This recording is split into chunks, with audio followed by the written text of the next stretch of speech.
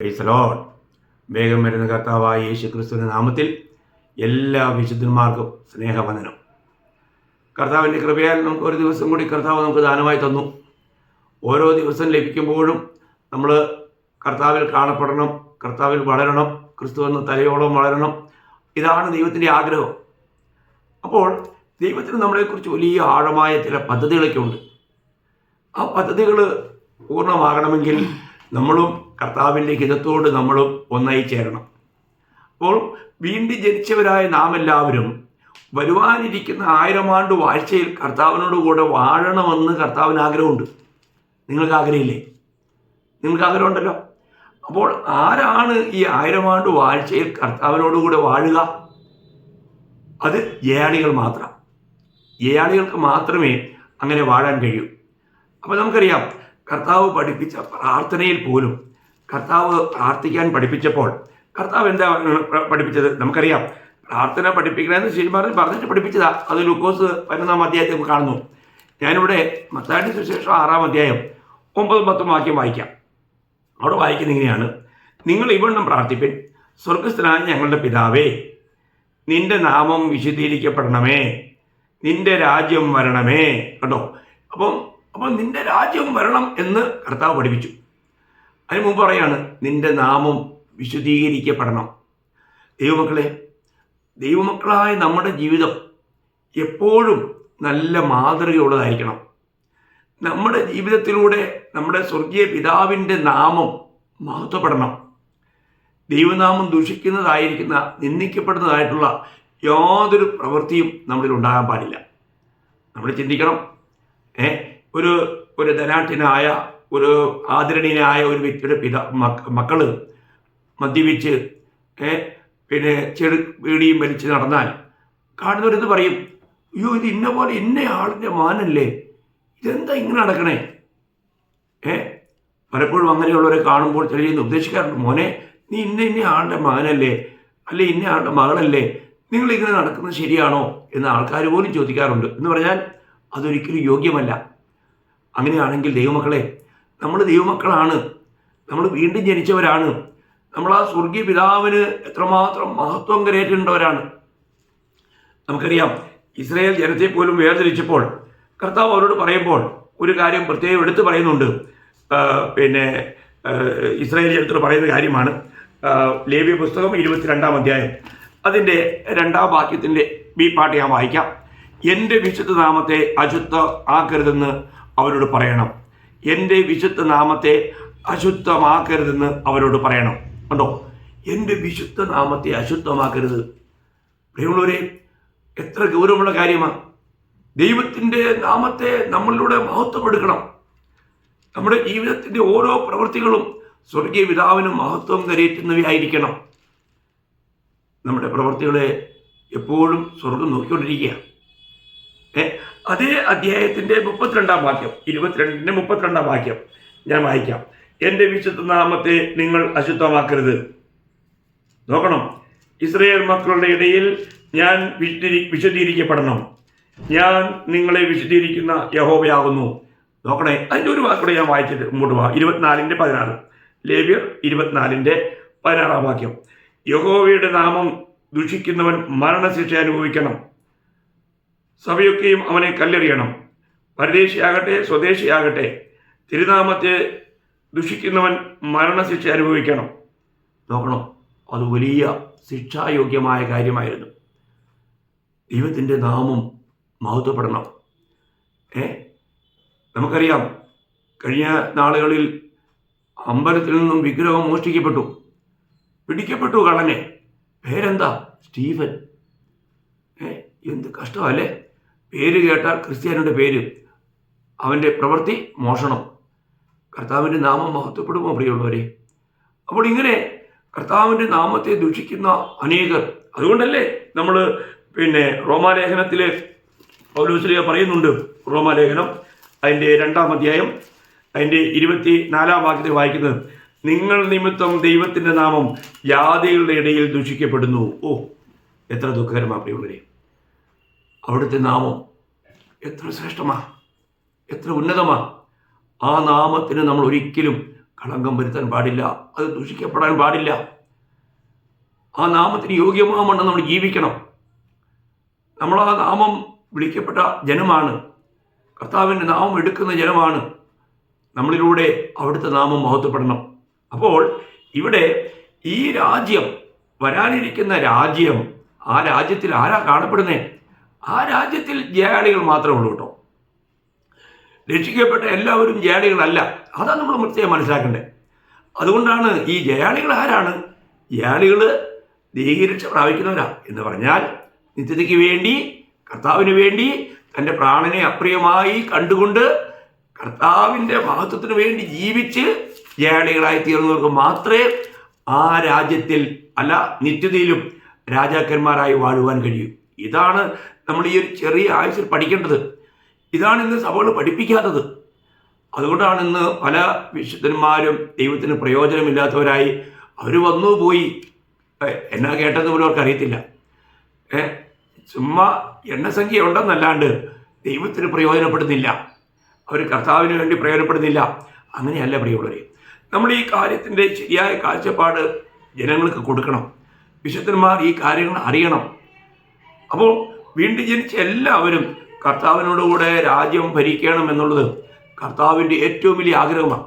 അപ്പോൾ അതുകൊണ്ട് നമ്മൾ ഒരു കാര്യം മനസ്സിലാക്കണം, നമുക്ക് ഒരു ജയാളിയായിട്ട് ജീവിക്കുവാൻ നമുക്ക് കഴിയുന്നുണ്ടോ? ആർക്കാണ് ദൈവം ഇത് വാഗ്ദത്തം ചെയ്തത്? ഇപ്പം നമുക്കറിയാം, നമ്മൾ ശിഷ്യന്മാരോട് പോലും കർത്താവ് പറഞ്ഞപ്പോഴത്തേക്കും കർത്താവ് അവിടെ എന്താ പറഞ്ഞത്? നമ്മൾക്ക് മത്തായിയുടെ സുവിശേഷം 19-ാം അധ്യായം അതിൻ്റെ 28-ാം വാക്യത്തിൽ നമ്മൾ വായിക്കുന്നത്, യേശു അവരോട് പറഞ്ഞത്, എന്നെ അനുഗമിക്കുന്ന നിങ്ങൾ പുനർജന്മത്തിൽ മനുഷ്യപുത്രൻ തൻ്റെ മഹത്വത്തിൻ്റെ സിംഹാസനത്തിൽ ഇരിക്കുമ്പോൾ നിങ്ങളും 12 സിംഹാസനത്തിലിരുന്ന് ഇസ്രായേൽ ഗോത്രം 12-നെയും ന്യായം വിധിക്കും. അപ്പോൾ അവിടെ കർത്താവ് തൻ്റെ ശിഷ്യന്മാരോട് പറയാണ്, നിങ്ങൾ ഇസ്രായേൽ ഗോത്രങ്ങളെ, 12 ഗോത്രങ്ങളെ നിങ്ങൾ ന്യായം വിധിക്കും. അപ്പോൾ അവർക്ക് ഗോത്രങ്ങൾ കർത്താവ് കൊടുക്കുകയാണ്. വിശുദ്ധന്മാർക്ക് എന്താ ലഭിക്കുന്നത്? ജയാളികളായ വിശുദ്ധന്മാർക്ക്, നമ്മളെല്ലാം ജാതികളിൽ നിന്നും രക്ഷിക്കപ്പെട്ട് വന്ന വിശുദ്ധന്മാരാണ്. അപ്പോൾ നമുക്ക് ലഭിക്കുന്നതിനെക്കുറിച്ച് നമുക്ക് അതിൻ്റെ വെളിപ്പാട് പുസ്തകം 2-ാം അധ്യായം അതിൻ്റെ 26-27 വാക്യം, ജയിക്കുകയും ഞാൻ കൽപ്പിച്ച പ്രവൃത്തികളെ അവസാനത്തോളം അനുഷ്ഠിക്കുകയും ചെയ്യുന്നവൻ എൻ്റെ പിതാവ് എനിക്ക് തന്നതുപോലെ ഞാൻ ജാതികളുടെ മേൽ അധികാരം കൊടുക്കും. നോക്കണം, അപ്പം ജാതികളുടെ മേൽ നമുക്ക് അധികാരം ദൈവം തരും. നമ്മൾ എല്ലാവർക്കും ജയാളികളായി തീർന്നു കേട്ടോ. കാരണം അതേ വെളിപ്പാട് 3:21 കർത്താവ് എന്താ പറഞ്ഞേ? അതേ വെളിപ്പാട് പുസ്തകം 3-ാം അധ്യായം 21-ാം വാക്യം, ജയിക്കുന്നവന് ഞാൻ എന്നോടുകൂടെ എൻ്റെ സിംഹാസനത്തിൽ ഇരിപ്പാൻ വരം നൽകും. ഞാനും ജയിച്ച് എൻ്റെ പിതാവിനോട് കൂടെ അവൻ്റെ സിംഹാസനത്തിൽ ഇരുന്നതുപോലെ തന്നെ. ആ പ്രയോഗങ്ങളൊക്കെ എത്ര ശ്രേഷ്ഠമാണ് ഞാൻ ചിന്തിക്കുക. നമ്മൾ മനസ്സിലാക്കണം. അപ്പോൾ കർത്താവിൻ്റെ രാജ്യം ഈ ലോകത്തിൽ വരാൻ പോകുകയാണ്. 1000 ആണ്ട് വാഴ്ചയെക്കുറിച്ചൊക്കെ ഞാൻ വെളിപ്പാട് ക്ലാസ്സിനകത്ത് എടുത്തു. അതിപ്പോൾ ഇപ്പോൾ പറയാനായിട്ട് ഉള്ള സാവകാശമില്ല. അപ്പോൾ ആ 1000 ആണ്ട് വാഴ്ചയിൽ കർത്താവിനോടുകൂടെ വാഴുവാൻ മാത്രമല്ല, നാം നിത്യം രാജാക്കന്മാരായിരിക്കും. അതിനൊക്കെയുള്ള അവസരം ഈ ചെറിയൊരു ആയുസ്സാണ്. ഈ ചെറിയൊരു ആയുസ്സിൽ നമ്മൾ അതിൻ്റെ യാഥാർത്ഥ്യം മനസ്സിലാക്കി ജയാളികളായി ജീവിക്കുന്നില്ല എങ്കിൽ, നമുക്കറിയാമല്ലോ ജയാളികളുടെ ഏറ്റവും വലിയൊരു കാര്യം അതിൻ്റെ വെളിപ്പാട് പുസ്തകം അതിൻ്റെ 12-ാം അധ്യായം 11-ാം വാക്യത്തിൻ്റെ അവസാനത്തിൽ എഴുതിയിട്ടുണ്ട്. അവിടെ പറയുന്നത്, അതിൻ്റെ അവസാനം മരണപര്യന്തം തങ്ങളുടെ പ്രാണനെ സ്നേഹിച്ചതുമില്ല. അപ്പോൾ ജയാളികളുടെ ഒരു അടയാളം, മരണപര്യന്തം തങ്ങളുടെ പ്രാണനെ സ്നേഹിച്ചില്ല. നോക്കണം, മലയാളത്തിൽ വളരെ നല്ല പ്രയോഗമാണ്. നമ്മൾ ചിന്തിക്കുക പ്രിയമുള്ളവരെ, നമ്മൾ ഇന്നും നമ്മുടെ പ്രാണനെ പ്രിയമായി കാണുന്നതുകൊണ്ടല്ലേ നമ്മൾ അനേക നിലകളിലും കർത്താവിനെ സാക്ഷിക്കാൻ പോലും ഒരുങ്ങാതെ, ഒരാത്മാവിനെ പോലും നേടാൻ കഴിയാതെ സുവിശേഷം അറിയിക്കുവാനായിട്ട് ലജ്ജിച്ചുകൊണ്ട് ജീവിക്കുന്നത്. അതൊക്കെ നമ്മൾ ഈ ലോകത്തിൽ നമ്മുടെ പ്രാണനെ നേടാൻ വേണ്ടിയിട്ടാണ്. എന്ന് പറഞ്ഞാൽ നിത്യതയ്ക്ക് വേണ്ടി നമ്മുടെ പ്രാണനെ നമ്മൾ നഷ്ടപ്പെടുത്തുക. നമ്മളൊരു ജയാളിയായി തീരുന്നില്ല. അപ്പോൾ ഒരു ജയാളിയായി തീരണമെങ്കിൽ അവൻ വിശ്വാസത്തിൽ ഉറയ്ക്കണം. കാരണം വിശ്വാസം ഉണ്ടെങ്കിൽ മാത്രമല്ലേ നമുക്ക് ദൈവത്തെ പ്രസാദിപ്പിക്കാൻ പോലും കഴിയൂ. അപ്പോൾ ഈ വിശ്വാസത്തിൽ നമ്മൾ ഉറയ്ക്കണം. ഈ വിശ്വാസത്തിൽ ഉറയ്ക്കാൻ വേണ്ടിയിട്ടാണ് ദൈവം നമ്മുടെ ജീവിതത്തിലേക്ക് കഷ്ടങ്ങളും പരിശോധനകളും ഒക്കെ അയക്കുന്നത്, പരീക്ഷകളൊക്കെ അയക്കുന്നത്. അപ്പോൾ ഇതിലൂടെ നമ്മൾ ജയാളികളായി മാറണം. നമ്മൾ വിശ്വാസത്തിൽ നമ്മൾ ഉറയ്ക്കണം. അങ്ങനെ നമ്മുടെ പ്രാണനെ പോലും കർത്താവിന് വേണ്ടി നമുക്ക് ഒഴുക്കിക്കളയുവാനായിട്ട് കഴിയണം. അതുകൊണ്ടല്ലേ നമ്മൾ ഇതിനു മുൻപ് പലവട്ടം വായിച്ചതാണ്. അപ്പോസ്തല പ്രവൃത്തി 20-24 പൗലോസ് പറഞ്ഞില്ലേ, ഞാൻ എൻ്റെ പ്രാണനെ പോലും പ്രിയമായി എണ്ണുന്നില്ല. ഞാൻ പ്രാണനെ പ്രിയമായി എണ്ണുന്നില്ല. എന്നെ ഏൽപ്പിച്ചിരിക്കുന്ന ദൗത്യം നിർവഹിക്കുവാൻ, ആ സുവിശേഷത്തിൻ്റെ സാക്ഷ്യത്തിന് വേണ്ടി ഞാൻ എൻ്റെ പ്രാണനെ ഞാൻ അപ്രിയമായി കണ്ടുകൊണ്ട് ഓടുകയാണ്. അതാണ് ജയാളികൾ. നമ്മൾ ഈ ലോകത്തിലുണ്ടാകുന്ന കഷ്ടങ്ങളെയോ നഷ്ടങ്ങളെയോ ഒന്നും ഭയപ്പെടാൻ പാടില്ല. അവയൊക്കെ നമുക്ക് ധൈര്യമായി നമുക്കതിനെ അഭിമുഖീകരിക്കുവാനായിട്ട് കഴിയണം. അപ്പോൾ അതുകൊണ്ട് ഇവിടെ നമുക്കറിയാം, നമ്മൾ യാക്കോബിൻ്റെ ലേഖനം അതിൻ്റെ 1-ാം അധ്യായം അതിന് 2-3 വാക്യം വായിക്കുമ്പോൾ യാക്കോബ് പറയുന്നത് ഇങ്ങനെയാണ്: എൻ്റെ സഹോദരന്മാരെ, നിങ്ങൾ വിവിധ പരീക്ഷകളിൽ അകപ്പെടുമ്പോൾ നിങ്ങളുടെ വിശ്വാസത്തിൻ്റെ പരിശോധന സ്ഥിരത ഉളവാക്കുന്നുവെന്നറിഞ്ഞ് അത് അശേഷം സന്തോഷമെന്നെണ്ണുവിൻ.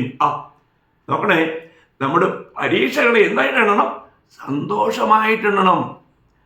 അതിൽ നമ്മൾ ദുഃഖിക്കാൻ പാടില്ല, നമ്മൾ ഭയപ്പെടാൻ പാടില്ല. കാരണം അത് നമ്മുടെ വിശ്വാസം, നമ്മൾ എത്രമാത്രം കർത്താവിൽ വിശ്വസിക്കുന്നു, ഈ വിശ്വാസത്തെ എടുത്ത് കാണിക്കാൻ വേണ്ടിയിട്ടാണ്. നമുക്കറിയാമല്ലോ വിശ്വാസത്തിൻ്റെ നിർവചനമൊക്കെ ദൈവമക്കൾക്ക് നല്ലപോലെ അറിയാം. കാരണം ഏറ്റവും നല്ല നിർവചനമാണ് വിശ്വാസം എന്നതോ. എബ്രായ ലേഖനം 11-ാം അധ്യായത്തിൻ്റെ 1-ാം വാക്യം. ഞാൻ എല്ലാ റെഫറൻസ് പറഞ്ഞില്ലെങ്കിലും നിങ്ങൾക്ക് അറിയാം, എനിക്കറിയാവ്, എന്നാലും ഞാൻ പറയുക. നാസിക്കിലുള്ള ദൈവസഭയ്ക്കുള്ള എല്ലാവർക്കും അറിയാം. അപ്പോൾ വിശ്വാസം എന്നതോ ആശിക്കുന്നതിൻ്റെ ഉറപ്പും കാണാത്ത കാര്യങ്ങളുടെ നിശ്ചയമാകുന്നു. നോക്കണം, ആശിക്കുന്നതിൻ്റെ ഉറപ്പും കാണാത്ത കാര്യങ്ങളുടെ നിശ്ചയം എന്ന് പറഞ്ഞാൽ ദൈവവചനം പറയുന്നത് അതുപോലെ തന്നെയാണെന്ന് വിശ്വസിച്ച് അനുസരിക്കുന്നതാണ് വിശ്വാസം. എന്താണ് വിശ്വാസം? ദൈവവചനത്തിൽ പറയുന്നത് അതുപോലെ തന്നെയാണെന്ന് വിശ്വസിച്ച് അനുസരിക്കുന്നതാണ് വിശ്വാസം. അതാണ് വിശ്വാസം. നമ്മൾ വിശ്വാസം ഉണ്ടെന്ന് പറയും, പലപ്പോഴും പലരും എന്ത് ചെയ്യുന്നില്ല, അതനുസരിക്കുന്നില്ല. ദൈവമക്കളെ, അതൊരു ശരിയായ വിശ്വാസമല്ല. വിശ്വാസം തിരുവചനത്തിൽ പറഞ്ഞിരിക്കുന്നത് എല്ലാ കാര്യങ്ങളും അതങ്ങനെ തന്നെ സംഭവിക്കും എന്ന് പൂർണ്ണമായിട്ട് നമ്മൾ വിശ്വസിച്ച് അനുസരിക്കുമ്പോൾ ആ വിശ്വാസം ജനുവൻ വിശ്വാസമായി മാറും, ദൈവത്തിന് അംഗീകാരയോഗ്യമായ വിശ്വാസമായി മാറും. അപ്പോൾ ഇവിടെ യാക്കോബ് പറയുകയാണ്, നിങ്ങളുടെ ജീവിതത്തിൽ പരീക്ഷകൾ ഉണ്ടാകുമ്പോൾ അത് എന്തല്ല, അത് നിങ്ങളുടെ നന്മയ്ക്ക് വേണ്ടിയാണ്. അപ്പോൾ സഹോദരന്മാരെ, നിങ്ങൾ വിവിധ പരീക്ഷകൾ എന്നാണ് പറഞ്ഞിരിക്കുന്നത്. പല നിലകളിലായിരിക്കും പരീക്ഷ വരുന്നത്. ചിലപ്പോൾ രോഗം വരുന്നു, അപകടം വരുന്നു, ചിലപ്പം മരണം സംഭവിക്കുന്നു, ചിലരുടെ വേർപാടിലുള്ള ദുഃഖം, അല്ല നമുക്ക് ധനപരമായിരിക്കുന്ന കഷ്ടങ്ങളും നഷ്ടങ്ങളും, മറ്റു പലരിൽ നിന്നും ഉണ്ടാകുന്ന ദൂഷണം, അങ്ങനെ പല വിധത്തിലുള്ള പല നിലകളിൽ നമുക്ക് നാലുപാടും പരീക്ഷകൾ നേരിടാം. അതിനെക്കുറിച്ച് പത്രോസ് പറയുന്ന കാര്യങ്ങളൊക്കെ വളരെ ഗൗരവമല്ലേ? അതേ കാര്യം പത്രോസ് പറയുന്നത് നോക്കണേ. 1 പത്രോസ് 1-ാം അധ്യായം അതിൻ്റെ 6 മുതൽ 9 വരെയുള്ള വാക്യങ്ങൾ ഞാൻ വായിക്കാം. അതിൽ നിങ്ങൾ ഇപ്പോൾ അല്പനേരത്തേക്ക് നാനാ പരീക്ഷകളാൽ ദുഃഖിക്കേണ്ടി വന്നാലും ആനന്ദിക്കുന്നു. അഴിഞ്ഞു പോകുന്നതും തീയിൽ ശോധന കഴിക്കുന്നതുമായ പൊന്നിനേക്കാൾ നിങ്ങളുടെ വിശ്വാസത്തിൻ്റെ പരിശോധന വിലയേറിയത്. വിലയേറിയത് എന്ന് യേശുക്രിസ്തുവിൻ്റെ പ്രത്യക്ഷതയിൽ പോഷിക്കും തേജസ്സിനും മാനത്തിനുമായി കാണുവാൻ അങ്ങനെ ഇടവരും. അവനെ നിങ്ങൾ കണ്ടിട്ടില്ലെങ്കിലും സ്നേഹിക്കുന്നു. ഇപ്പോൾ കാണാതെ വിശ്വസിച്ചുകൊണ്ട് നിങ്ങളുടെ വിശ്വാസത്തിൻ്റെ അന്തമായ ആത്മരക്ഷ, ഇവിടെ ആത്മരക്ഷ തെറ്റാണ് പരിഭാഷ, ദീർഘരക്ഷ പ്രാപിക്കുകയും പറഞ്ഞു തീരാത്തതും മഹിമയുള്ളതുമായ സന്തോഷത്തോടെ ആനന്ദിക്കുകയും ചെയ്യുന്നു. നോക്കണേ, അപ്പോൾ ഇതിലൂടെയൊക്കെ സംഭവിക്കുന്നത് എന്താണ്? നമ്മുടെ ദേഹീരക്ഷ, നമ്മുടെ പരിഭാഷയിൽ പറഞ്ഞ ചില വീഴ്ചയാണ്, കുറവാണ്, കുഴപ്പമില്ല, നിങ്ങളത് മനസ്സിലാക്കും. ഞാൻ ഇതിനു മുമ്പും ഇത് പറഞ്ഞതാണ്. അപ്പോൾ നമ്മുടെ ദേഹീരക്ഷ സംഭവിക്കണം. അങ്ങനെയുണ്ടെങ്കിൽ നമ്മൾ ഈ നിലയിലുള്ള കഷ്ടങ്ങളിലൂടെയും പ്രതികൂലത്തിലൂടെയും പരിശോധനയിലൂടെ എല്ലാം കടന്നു പോകണം. അപ്പോഴെല്ലാം നമ്മൾ ആനന്ദിക്കണം, നമുക്ക് സന്തോഷിച്ച് തുള്ളുവാൻ കഴിയണം. കാരണം നമ്മളിലുണ്ടാകുന്ന ഈ കഷ്ടതയൊന്നും നമ്മുടെ നഷ്ടത്തിന് വേണ്ടിയല്ല ദൈവമക്കളെ, വളരെ വിലപ്പെട്ട കാര്യമാണ്. കഷ്ടങ്ങളിൽ സന്തോഷിക്കുവാൻ രക്ഷിക്കപ്പെട്ട യഥാർത്ഥ രക്ഷാനുഭവമുള്ള വിശുദ്ധന്മാർക്ക് മാത്രമേ കഴിയൂ. കാരണം ഈ കഷ്ടങ്ങളൊന്നും നമുക്ക് നഷ്ടം വരുത്തുന്നതല്ല, നിത്യതയിലേക്ക് വേണ്ടി നമുക്ക് ലാഭം വരുത്തുന്നതാണ്. കാരണം നമുക്കറിയാം, 1 തെസ്സലോനിക്കർ 3:3 വായിക്കുന്നുണ്ട്, കഷ്ടം അനുഭവിക്കാൻ നമ്മൾ നിയമിക്കപ്പെട്ടിരിക്കുന്നവരാണ്. വിളിക്കപ്പെട്ട എല്ലാവർക്കും ഒരു നിയമനമുണ്ട്, കഷ്ടം സഹിക്കണം. കാരണം കഷ്ടത്തിലൂടെ മാത്രമേ നമ്മുടെ ഈ പ്രാണന്റെ രക്ഷ എന്നുള്ളത് നടക്കൂ. ഞാൻ പറഞ്ഞല്ലോ, ജ്ഞാനികളുടെ അടയാളം അവർ പ്രാണനെ അപ്രിയമായി കണ്ടവരാ. കർത്താവിന് വേണ്ടി ഈ പ്രാണൻ വെച്ചു കൊടുക്കുവാൻ, പ്രാണൻ ഒഴുക്കിക്കളയാൻ അവരെപ്പോഴും തയ്യാറാണ്. അതുകൊണ്ട് ഈ കഷ്ടങ്ങൾ വരുമ്പോൾ അതിൻ്റെ വലിയ ലാഭത്തെക്കുറിച്ച് പറഞ്ഞു കഴിഞ്ഞാൽ ഇവിടെ ഒരുപാട് കാര്യങ്ങൾ, ഇവിടെ തന്നെ നമുക്ക് ചിന്തിക്കാൻ ഒരുപാട് കാര്യങ്ങളുണ്ട്. അപ്പോൾ നമ്മൾ കർത്താവിനെ കണ്ടിട്ടില്ലെങ്കിൽ അവനെ സ്നേഹിക്കുന്നു. കാരണം എന്താ? കാരണം കർത്താവ് ഈ ലോകത്തിൽ വന്നു, നമുക്ക് വേണ്ടി നമ്മുടെ പാവങ്ങൾ ചുമന്ന് ക്രൂശിൽ കയറി നമുക്ക് വേണ്ടി മരിച്ചു, അടക്കപ്പെട്ടു, ഉയർത്തെഴുന്നേറ്റു. ഇതെല്ലാം തിരുവചനത്തിൽ എഴുതിയിരിക്കുന്നു. അതൊക്കെ സത്യമാണെന്ന് നമ്മൾ വിശ്വസിക്കുന്നു. അതുകൊണ്ട് നമുക്ക് കർത്താവിനെ കുറിച്ച് കേൾക്കാനും കർത്താവിനെ കുറിച്ച് പറയാനും ഈ കർത്താവിൻ്റെ ആഗമനത്തിൽ സന്തോഷിക്കാനും ഒക്കെ നമുക്ക് കഴിയുന്നു. അപ്പോൾ വിളിക്കപ്പെട്ട എല്ലാവർക്കും ഈ വിശ്വാസം ഉണ്ടായിരിക്കണം. കർത്താവിനുള്ള ഈ വിശ്വാസം നമുക്ക് ഏത് പ്രതികൂലത്തെയും നമുക്ക് തരണം ചെയ്യുവാനായിട്ട് നമുക്ക് സഹായിക്കും. അപ്പോൾ നമ്മുടെ ജീവിതത്തിൽ കഷ്ടങ്ങൾ കടന്നു വരുമ്പോൾ അവിടെയാണ് മനസ്സിലാക്കുന്നത് നമ്മുടെ വിശ്വാസം ഊർജ്ജലാണോ ഇല്ലയോ എന്ന്. കാരണം എത്ര വലിയ കഷ്ടം വന്നാലും അവിടെയും നമ്മൾ കർത്താവിനെ സ്തുതിച്ചുകൊണ്ടിരിക്കും. പഴയ നിയമഭക്തനായ ഇയ്യോബ് പോലും പറഞ്ഞു, എന്നെ ദൈവം ശോധന കഴിച്ചാൽ ഞാൻ പൊന്നുപോലെ പുറത്തു വരും എന്ന് പറഞ്ഞാൽ, എനിക്ക് ഏതെല്ലാം കഷ്ടത്തിലൂടെ കടത്തി വിട്ടാലും ഞാൻ കർത്താവിന് വിലയേറിയവനായിരിക്കും, വിലയേറിയവനായി തന്നെ തീരുമെന്നാണ് പറഞ്ഞതിനർത്ഥം. ഇയ്യോബ് 23:10 നിങ്ങൾക്കൊക്കെ അറിയാം. അപ്പോൾ ഞാൻ പറയട്ടെ, നമ്മുടെ ജീവിതത്തിൽ നമുക്ക് മറ്റ് പല വിശുദ്ധന്മാരുടെയും ജീവിതത്തിലെ പരിശോധനകൾ കാണുമ്പോൾ അത് എത്ര അത്ഭുതമാണ്, നമുക്ക് ലളിതമായി വായിച്ചു വിടാൻ പറ്റും. പക്ഷേ നമ്മുടെ ജീവിതത്തിൽ കഷ്ടങ്ങൾ വരുമ്പോൾ എങ്ങനെയുണ്ട്? അതേ പത്രോസിൻ്റെ തന്നെ 4-ാം അധ്യായം 12-13 വാക്യം വായിക്കുമ്പോൾ, പ്രിയമുള്ളവരെ, നിങ്ങൾക്ക് പരീക്ഷയ്ക്കായി സംഭവിച്ചിരിക്കുന്ന അഗ്നിശോധനയെങ്കിൽ ഒരു അപൂർവ കാര്യം നിങ്ങൾക്ക് വന്നുകൂടി എന്ന് വെച്ച് അതിശയിച്ചു പോകരുത്. ക്രിസ്തുവിൻ്റെ കഷ്ടങ്ങൾക്ക് പങ്കുള്ളവരാകും തോറും സന്തോഷിച്ചുകൊള്ളുവിൻ. അങ്ങനെ നിങ്ങൾ അവൻ്റെ തേജസ്സിൻ്റെ പ്രത്യക്ഷത്തിൽ ഉല്ലസിച്ചാനന്ദിപ്പാനിട വരും. ഉല്ലസിച്ചാനന്ദിപ്പാനിട വരും. ആർക്കാ?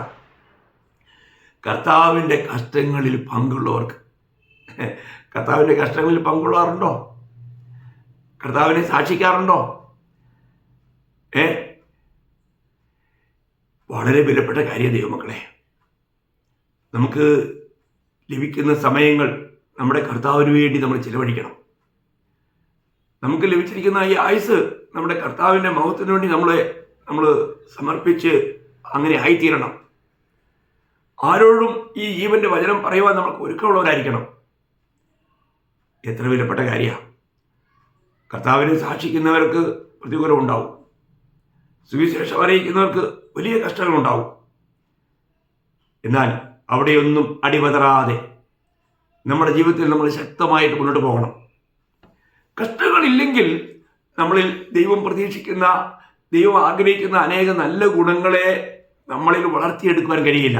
നമുക്കറിയാം, റോമാലേഖനത്തിൽ അതിൻ്റെ 5-ാം അധ്യായം അതിൻ്റെ 3 മുതൽ റോമാലേഖനം 5-ന്റെ 3-4 വാക്യം വായിക്കുമ്പോൾ, അത് തന്നെയല്ല, കഷ്ടത സഹിഷ്ണുതയെയും സഹിഷ്ണുത സിദ്ധതയെയും സിദ്ധത പ്രത്യാശയെ ഉളവാക്കുന്നു എന്നറിഞ്ഞ് നാം കഷ്ടങ്ങളിലും പ്രശംസിക്കുന്നു, നാം കഷ്ടങ്ങളിലും സന്തോഷിക്കുന്നു. എത്ര വിലപ്പെട്ട കാര്യമാണ്. അപ്പോൾ ഈ കഷ്ടത നമ്മളിൽ എന്തുകൊണ്ടിരുന്നു? കഷ്ടത സഹിഷ്ണുതയെ. നമുക്കറിയാം, എബ്രായർ 10:35 വായിക്കുന്നുണ്ട്, നിങ്ങളുടെ ധൈര്യം തള്ളിക്കളയരുത്, അല്ലെങ്കിൽ ഈ സഹിഷ്ണുത തള്ളിക്കളയരുത്, വലിയ പ്രതിഫലം ഉണ്ടെന്ന് പറഞ്ഞേ. വലിയ പ്രതിഫലം. അപ്പോൾ ഈ സഹിഷ്ണുത എങ്ങനെയാണ് ഉണ്ടാകുന്നേ? കഷ്ടങ്ങളിലൂടെ പോകുന്നവർക്ക് മാത്രം. കഷ്ടങ്ങളിലൂടെ പോകുന്തോറും നമ്മളിൽ സഹിഷ്ണുത വർദ്ധിക്കും. സഹിഷ്ണുതയിലൂടെ നമ്മൾ സിദ്ധതയിലേക്ക് വളരും. ഈ സിദ്ധത നമ്മളിൽ പ്രത്യാശ ഉളവാക്കും. ഏത് സമയത്തും പൗലോസ് പറഞ്ഞതുപോലെ ഫിലിപ്പിയർ 1:21, ജീവിക്കുന്നതെങ്കിൽ ക്രിസ്തു, മരിക്കുന്നത് ലാഭം. നമ്മളെല്ലാവരും ലാഭം കൊയ്യാൻ ആഗ്രഹിക്കുന്നവരല്ലേ പ്രിയമുള്ളവരെ? ആർക്കാണ് ഈ ജീവിതം ലാഭമായി തീരുന്നത്?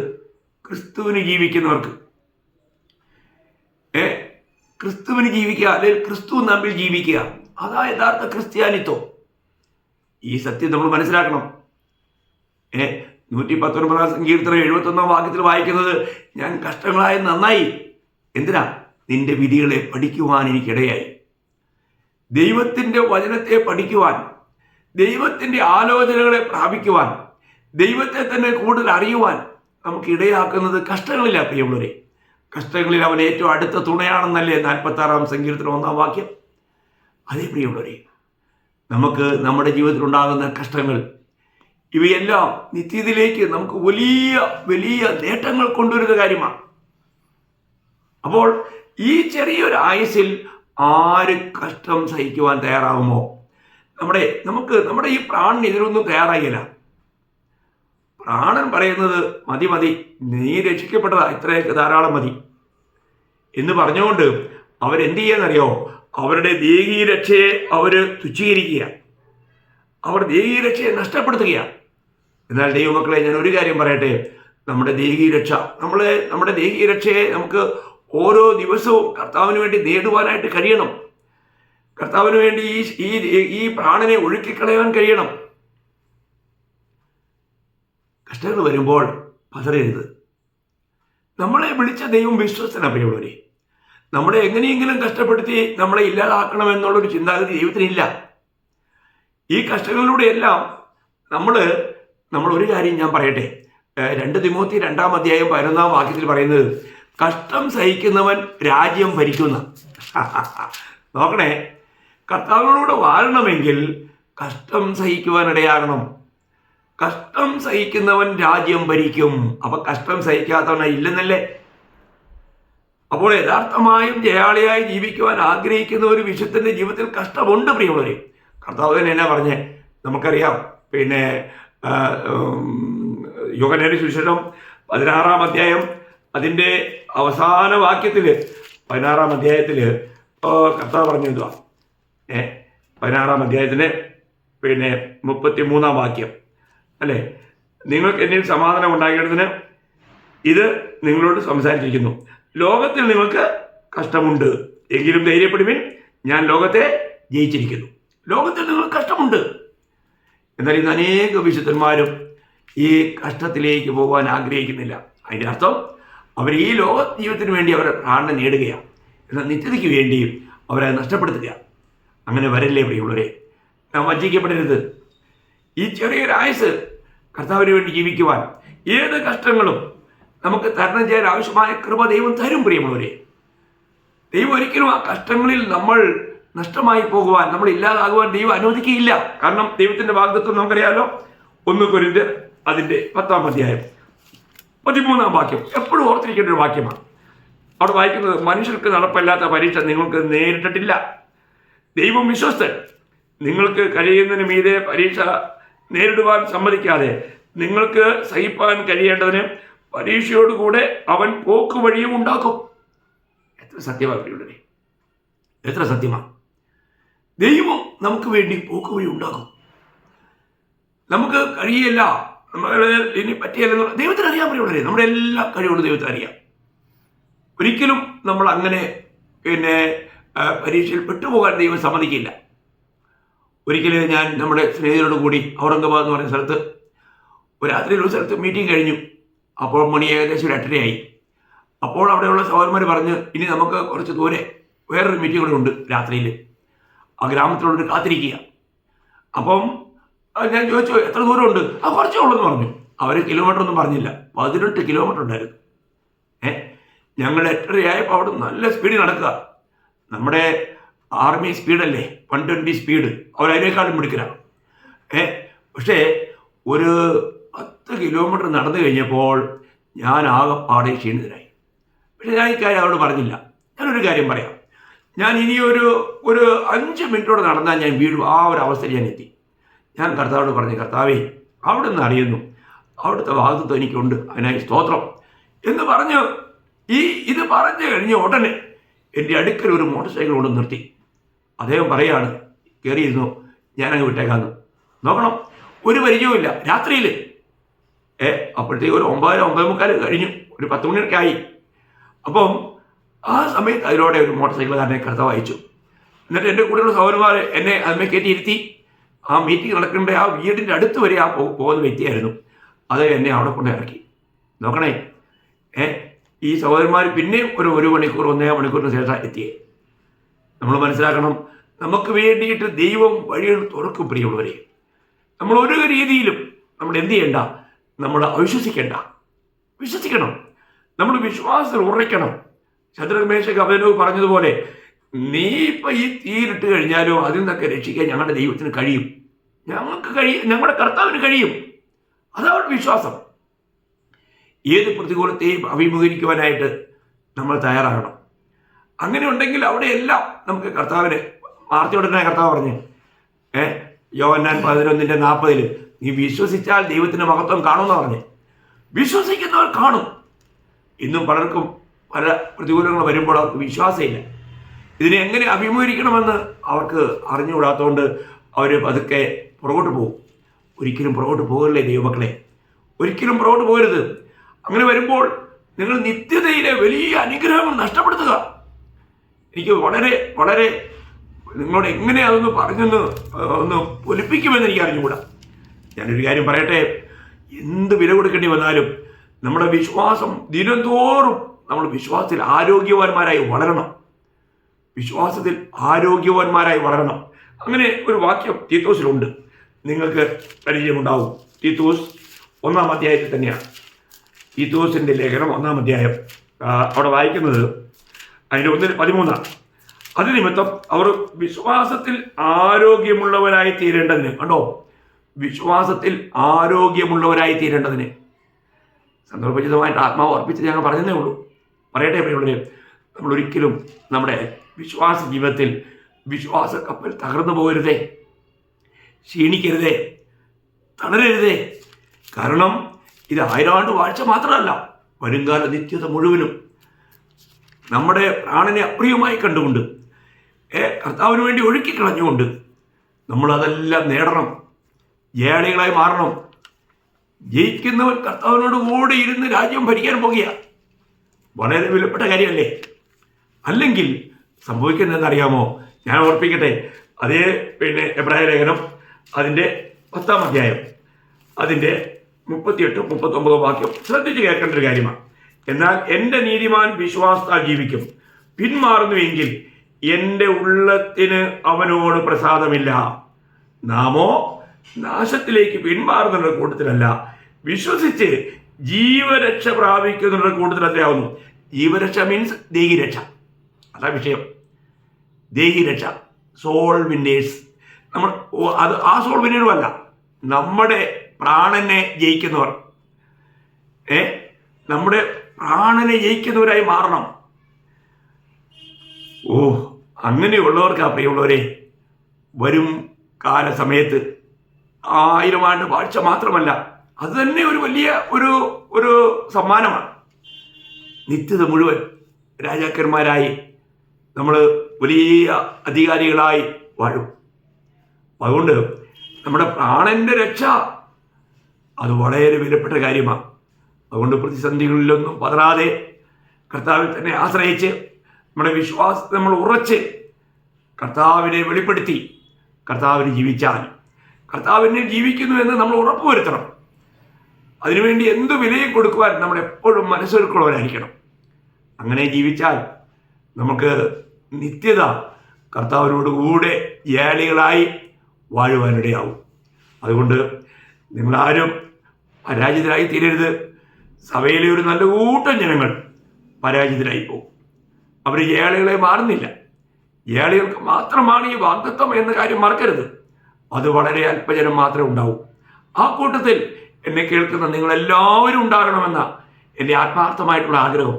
അതുകൊണ്ടാണ് ഞാൻ ഈ ദേഹി രക്ഷയെക്കുറിച്ച് ഇത്രയും ആഴമായിട്ട് പറയുവാനായിട്ട് ഇടയാകുന്നത്. ഇതിൻ്റെ തുടർ ക്ലാസ് അടുത്ത ദിവസം അടുത്ത ക്ലാസ്സിൽ ഞാൻ നിങ്ങളോട് പറയുന്നതായിരിക്കും. കർത്താവ് നിങ്ങളെ ഏവരെയും ധാരാളമായിട്ട് സഹായിക്കട്ടെ, അനുഗ്രഹിക്കട്ടെ. കർത്താവിൻ്റെ നാമം മാത്രം ഇന്ന് എന്നേക്കും മഹത്വപ്പെടുമാറാകട്ടെ.